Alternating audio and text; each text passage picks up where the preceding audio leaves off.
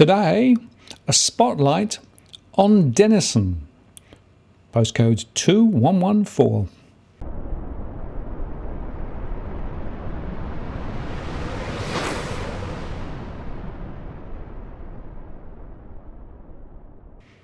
Hello again, it's Martin North from Digital Finance Analytics. Welcome to this post covering finance and property news with a distinctively Australian flavour. Continuing our one-to-one series, today I'm going to look at a New South Wales postcode, which is actually quite an interesting one. And in fact, somebody asked me yesterday on the YouTube stream to have a look at it. So here you are. And just before I start, a quick reminder that this information is a point of time analysis. It will change, of course, in the future. And also it's worth highlighting that this is not financial advice. It's simply based on the information that I have to hand. And if you need separate financial advice, you need to go somewhere else. This is just my own opinion as to what may be happening in this postcode. Let me just highlight once again that we're using our core market model for this analysis. The core market model pulls information from our rolling household surveys, that's 52,000 households on a continuous basis, and we pull other information in from various sources to be able to look at a number of different scenarios and then use that information to feed our industry reports, the YouTube channel, and also specific conversations about particular areas and postcodes. It also means that we can look at our mortgage stress information, the price trajectory information, the buying and selling intentions, the migration data, and the economic data.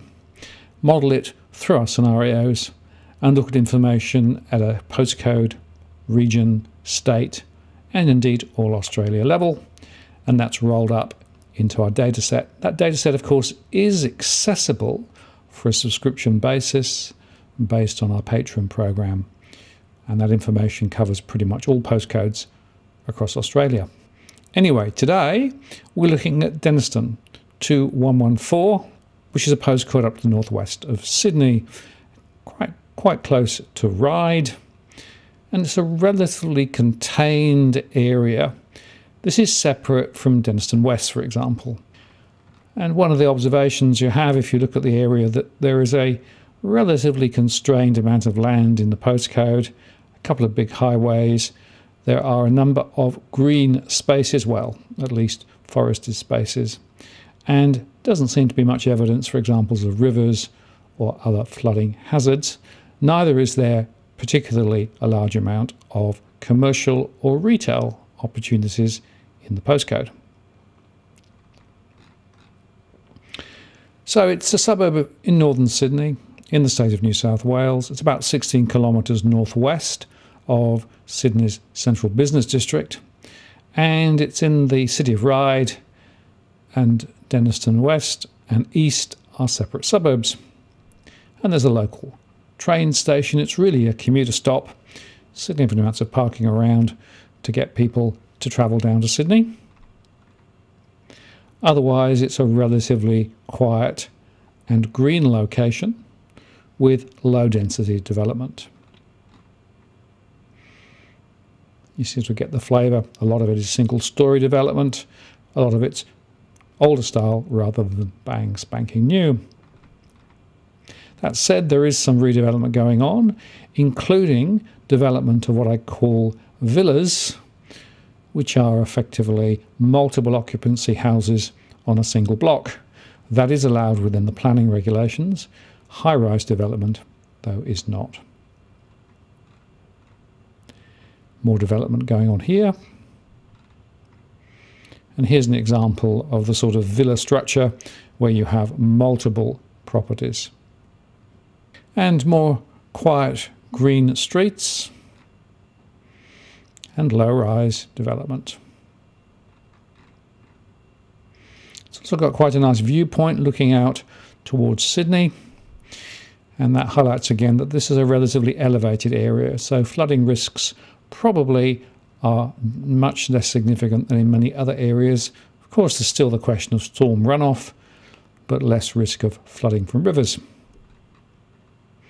And there are a number of green spaces through the area, including some footpaths. Interestingly, the average home in Denistone is owned outright by couples without children. The average age is 42. Separate houses are common, and the area is mostly low-density residential. It's about 77.01%. Some infrastructure, 10.79%. That includes the roads. And there's also some environmental conservation, 6.76%, which takes us to the planning zone. That's pretty much tells the story. The low-density development is the most significant areas, plus the green areas, and then the infrastructure areas. And the infrastructure at the top there is the hospital. And here are the zoning characteristics. 77.01% is low residential development. Medium density development is 0.37%. And there is very little mixed use and no commercial at all. So let's look at properties for sale at the moment. It's mostly houses and villas. And at the moment there are 7 properties for sale in that particular postcode. Here's a map showing the location of them.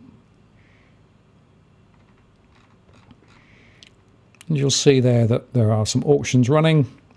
House, villa.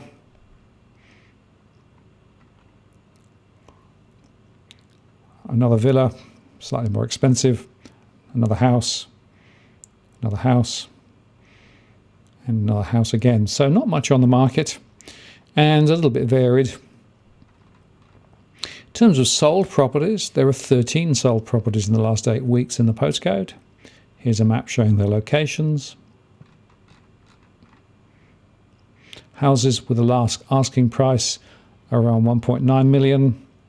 A townhouse with a last asking price of 1.2 million. A townhouse with an asking price in a range of 1.2 to 1.32. It's quite typical, of course, and last asking prices tell you nothing about the settlement price. More last asking prices: a house at 1.8, a house at 2 million, a house at 1.7 million, and a house at 1.5 to 1.7. Another house is about 1.5, 2 million, a villa between 1.3 and 1.5, and another house, another villa. Just to be clear, a villa is essentially a single residential unit on a block amongst others, but essentially maybe 2, maybe 3, maybe 4 on a single plot. And there's also a house there as well. When the auction happened, they didn't disclose the sale price. So it's quite hard to get a good read on what's going on, and the volume of transactions is quite low. But we can look at the current price trends. And back in 2013, the average house price was $1,075,000. It rose 22.8% in 2014 to 1.3 million. It rose again in 2015, up another 15.5% to 1.525 million. It rose in 2016, up 8.2% to 1.65 million, and rose in 2017, up 12.1% to 1.85 million. Then in 2018, it fell 9.5%, back to 1.675 million. Fell again in 2019, down 12.5% to 1.465. Rebounded in 2020, up 22.9% to 1.8 million. And so far this year has hardly moved at all, up 1.1% to $1.82 million. And overall, that represents a gain of 7.1% over that period, or after inflation, 5.2%. Now, I can't provide information on villas and units because that information is just too sparse and I can't get a decent series out of it. That said, it looks to me as though a villa is somewhere around 1.3 million at the moment, and units, where they do exist, around 900 to 950. The Valuer General does provide some information. This is a query over the last year for both units and houses, and you can see the range over that period of time. It's quite a useful resource. That information is relatively up to date once settlements have come through.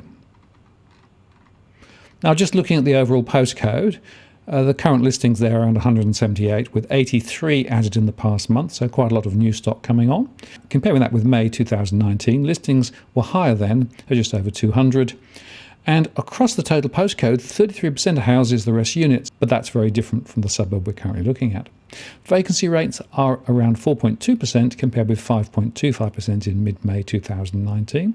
There's around 215 vacancies currently reported, compared with 240 back in 2019. Looking at houses, the gross yields from an investment perspective are around 2%. That's a fall from 2.5% and is a relatively low return. Indeed, net yields are worse at 1.15% and have been falling.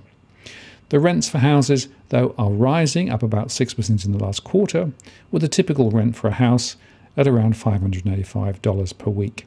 The asking price for houses are down about 8% over the last 3 months, with a typical house price across the whole of the postcode of 1.45 mil, and the average settlement is around 6% lower than asking. And of course, that highlights the fact that the area that we're looking at specifically today is probably on average more expensive than across the whole of 2114. Looking at units, the gross yields are around 3.1%, about the same as last year. The net yields are about 1.75% and falling slightly. The rents for units are falling, down about 5% over the quarter, with a typical rent of $390 per week. The asking price for an average unit is down about 12% over the last quarter, with a typical unit price of around $675,000. The average settlement is around 5% lower than asking, and the intention to sell is rising slightly. We can also look at stress at the postcode levels. There were around 9,700 households in the postcode, 3,400 borrowing, 4,800 renting, around 3,600 investment properties for rent, and there are around 2,400 property investors. The overall financial stress metric is at 52%, which is medium to high. Within that, though, it's not a mortgage stress question. Only 19% of households paying mortgages have difficulty, around 656, and around 2% risk default. But rental stress is very high at 67%, with around 3,200 struggling. And that translates also to a number of property investors who are also having difficulty. Around 56% are stressed, 1,224, of which 159 are in severe stress. Finally, let's look at our price scenarios. And as always, we run our 3 scenarios. The best case, which is when the virus goes away and the vaccines get rolled out and the borders open, middle of next year or thereabouts. There's a longer-term crunch scenario where the virus continues and the economy continues to slow as a result of that. And a second wave is when we get a major surge of infection, again, a bit like Europe or the UK, and that then creates another lockdown. In those scenarios, in the best case scenario, we're looking at a growth rate of about 6% cumulatively over the next 3 years, a fall of about 3.6% over 3 years in the midterm case, and a down about 12% in the second wave scenario. And translating that to price movements, I've used the best case scenario as that this is a slightly higher weighted probability at the moment, just slightly. We're looking at a growth rate overall of about 1.2% across the year, putting prices at $1.82 million. A further rise in 2022, up 4.2% to $1.898 million, and then a 1.8% rise in 2023 to $1.9 million. So a slight rise, not a dramatic rise, and certainly this is an area that is not performing anything near as strongly as it did in the early 2013 to 2017 zones. And I have to say that one of the factors here is the maturity of existing households and the fact that prices are being driven by a relatively small transaction throughput. So in summary, this is quite an interesting postcode from the point of view of stability and the lack of transactions. But nevertheless, the capital appreciation is relatively low, and my own read of the situation is that there's going to be little change in the next couple of years ahead. There are other postcodes in and around the area that are struggling more than this one, and there are also some over towards Sydney where value appreciation is a lot stronger. Now, if you're interested in having a one-to-one conversation about a particular suburb, you can do that through a one-to-one service. All you need to do is reach for me via the DFA blog, and I can complete the same sort of research on any suburb across Australia. It takes a few days to complete the research, and we're booking at the moment about 2 to 3 weeks ahead because there are quite a few in the pipeline. So if you're interested, reach for me by my blog, send me a message. I'm Martin North from Digital Finance Analytics. Many thanks for watching, and I'll see you again next time.